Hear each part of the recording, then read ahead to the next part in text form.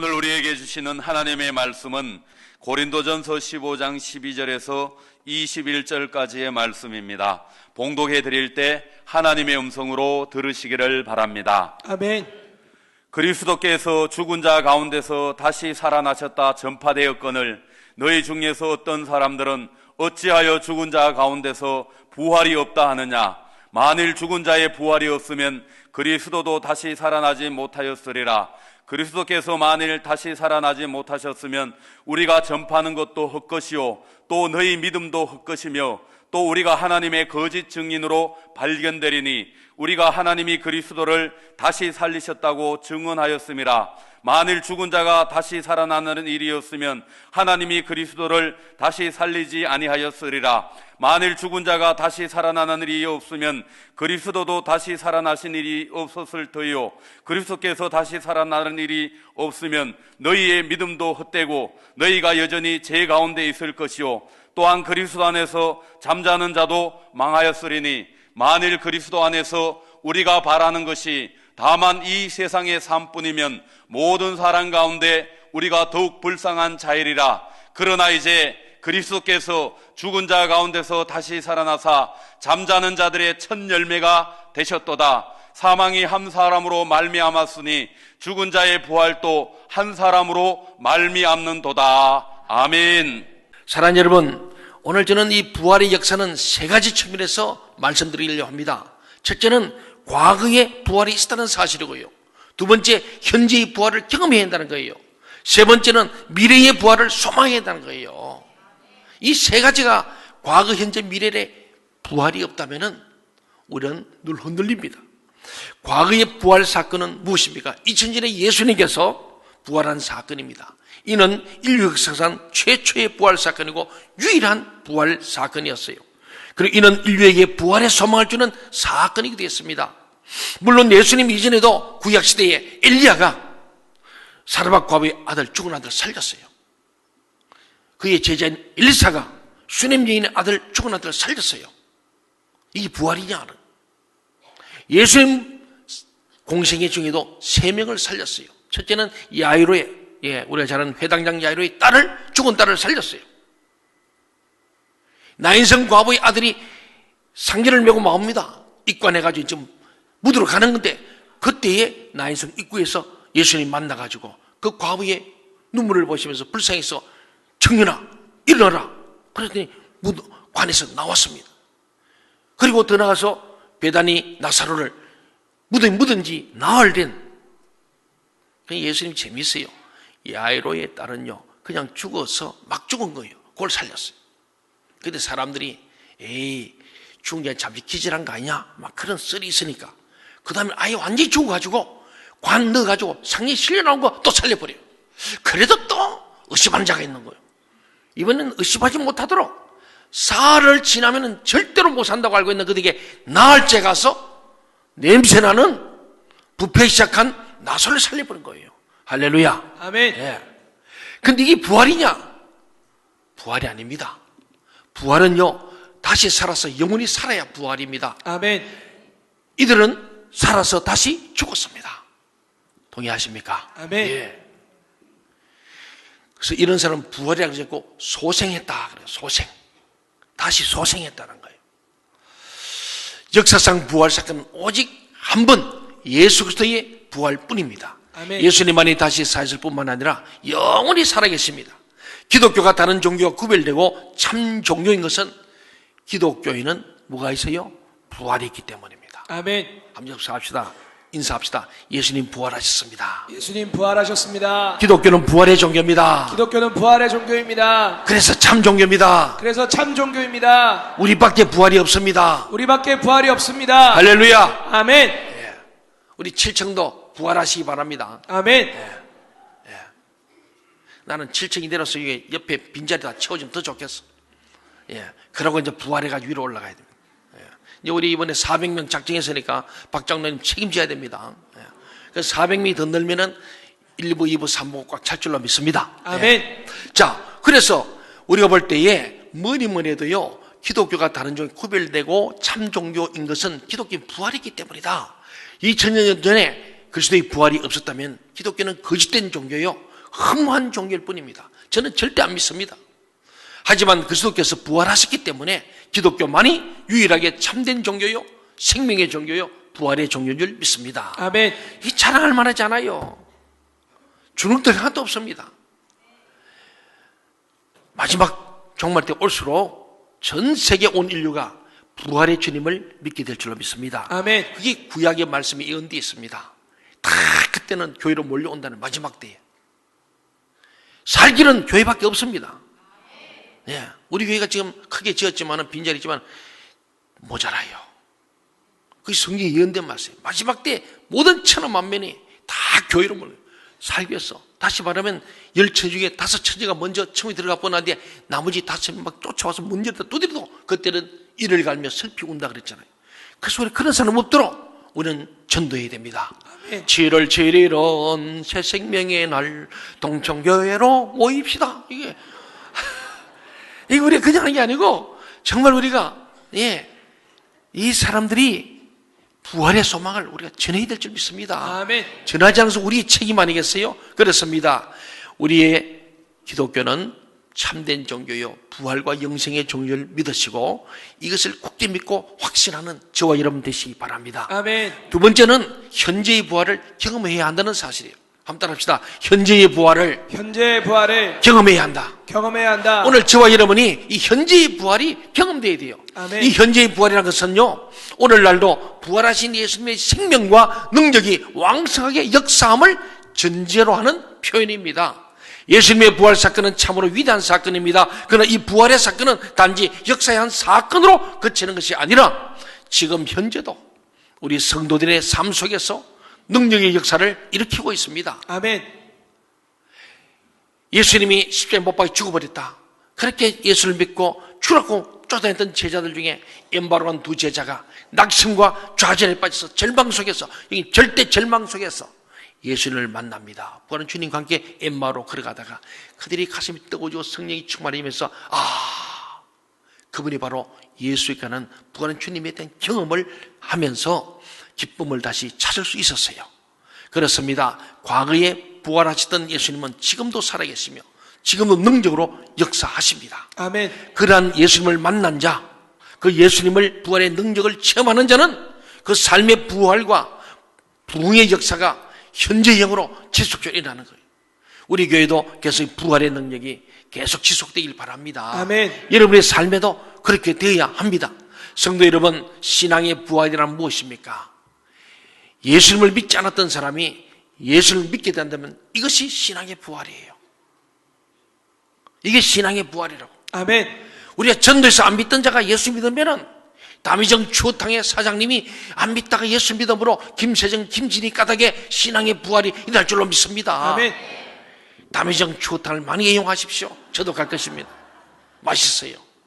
근데 정말 이들이 예수 믿지 않다가 예수를 믿는 순간에 신앙의 부활이 있는 거예요. 아멘. 예수를 믿기는 믿는데 형식적으로 왔다 갔다 하는 부활의 소망이 없던 사람이 예수 부활의 주님을 만나가지고 부활의 주님의 능력을 체험함으로 말미암아서 그가 진짜 살아계신 예수를 믿게 되고 그분을 따라가게 되는 자가 신앙의 부활인 거예요. 아멘. 이게 현재의 부활이라는 사실을 믿으시기 바랍니다. 아멘. 그렇습니다. 여러분, 예수님을 믿는다는 것이 얼마나 놀랍고 축복된 사실입니까?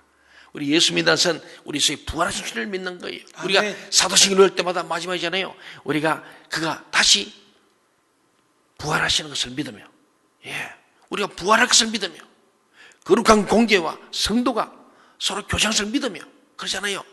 우리의 죄를 용서받는 것과 몸의 부활과 영생을 믿습니다.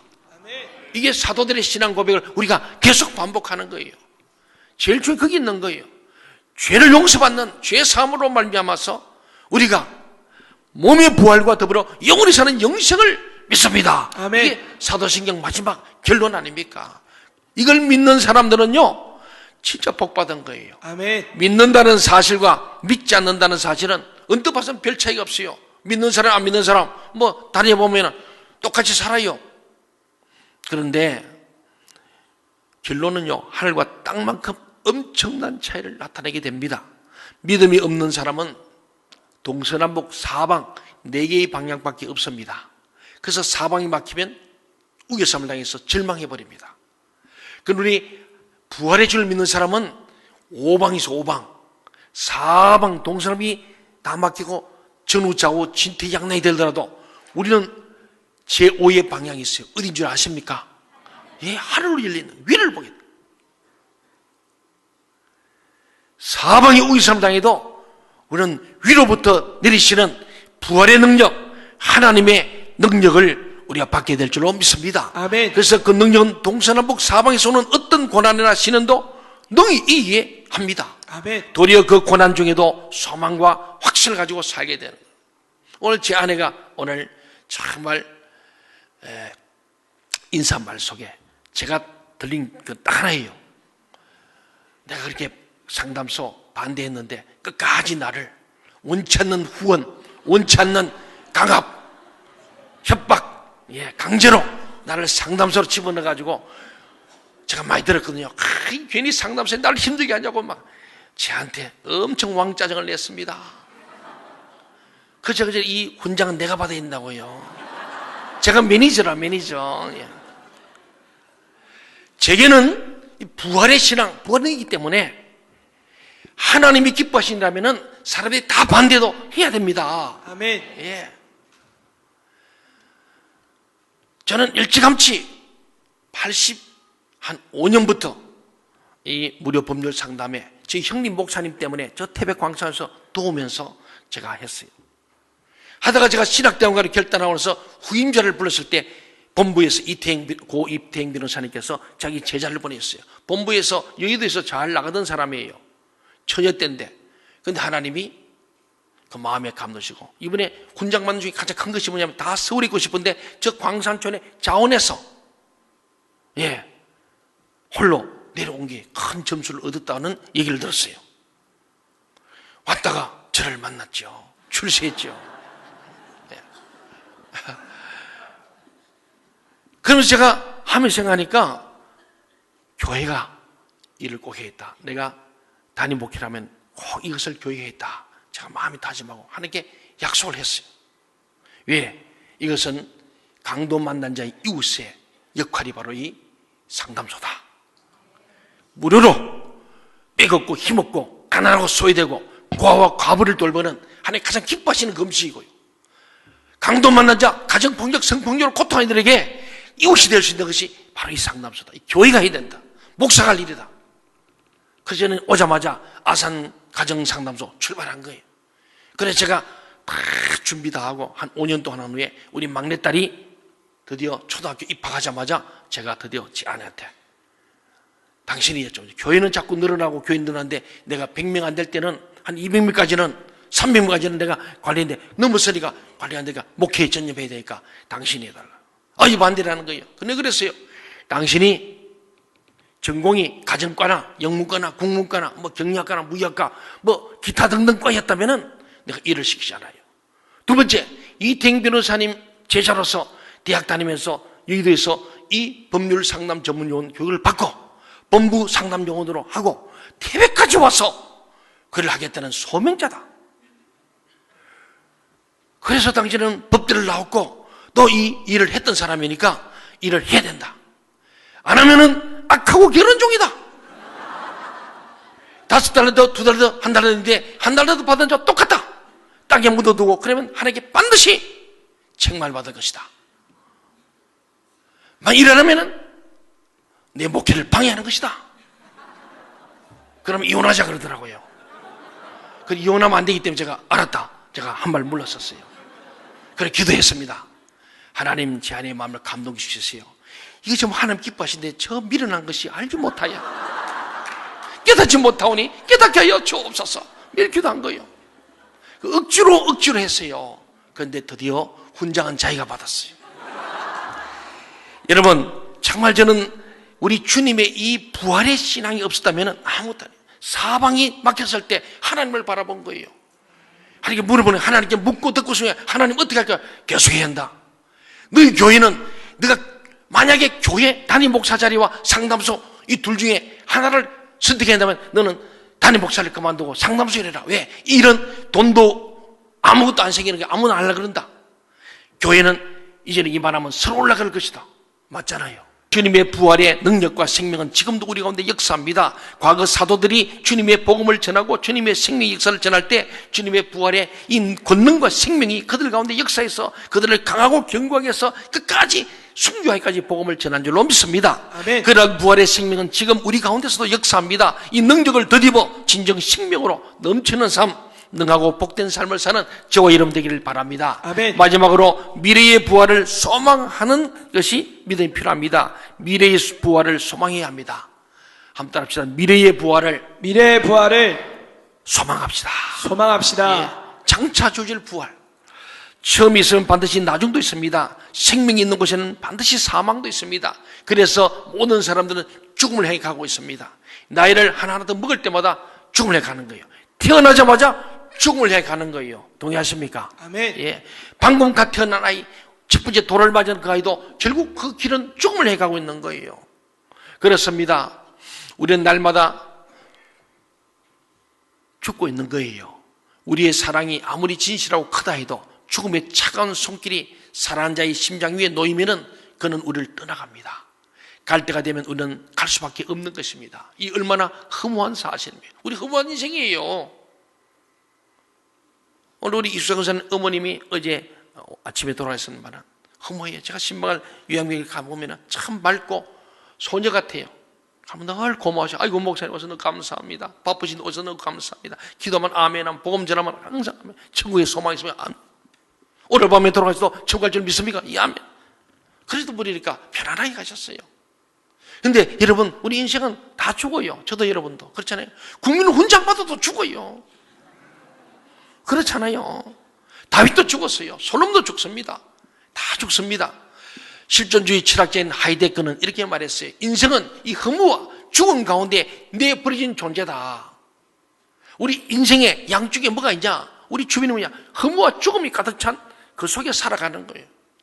우리 박경기 우리 이 원장님이 인문학의 대가입니다. 사실은 하이데거 전문가예요. 아무리 인문학을 해도 소용이 없어요. 부활신앙으로 승리하는 자만이 결국은 부활의 소망이 있고 영생이 있는 거예요. 아멘. 이 인문학 하는 사람들이 지옥에 많이 가요. 인문학이 인간학을 하다 보니까 인간밖에 없는 거예요. 그래서 뭐 인문학 모임한다고 그렇게 하잖아요. 독서 모임 한다는데 거기는 하이드 같은 말밖에 없어요. 인간에는 허무와 죽음 사이에 놓인 존재. 그렇구나. 그럼 무슨 방법이 없어요. 그렇다 존재 인식 그밖에 못해요. 아, 우리 인간이 그렇구나. 인식론으로 끝나는 거예요. 그럼 어떻게 할까? 부활의 주님을 만나는 수밖에 없어요. 아멘. 그게 사는 길입니다. 그래서 성경 히브리서 2장 15절에서도 죽기를 무서워함으로 일생에 매여 종도로 탄 자. 우리가요 마귀에게 놓여 있으면 죄에 놓여 있으니까 늘 죽음이 두려운 거예요. 죄가 죽음을 갖고 오니까 죽음 매인 자가 우리 인생이에요. 그래서 우리 뭡니까? 안 죽으려고 열심히 운동하고 안 죽으려고 계단도 오르내고 안 죽으려고 비타민 먹고 안 죽으려고 하고 그러고 있잖아요. 지금요. 그거 다 죽어요.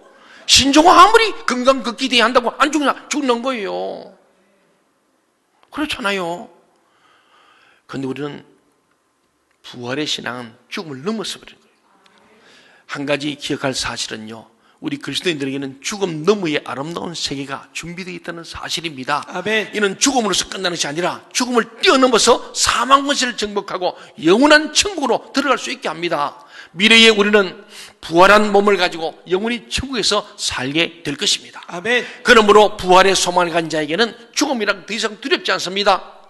죽음이란 믿는 자에게는 이산달에 불과한 거예요. 그래서 저는 꼭 반인식 할 때마다 천국 환송식, 아무개 집사님, 아무개 성도님, 아무개 군사님, 천국 환송 예식이다 그런 거예요.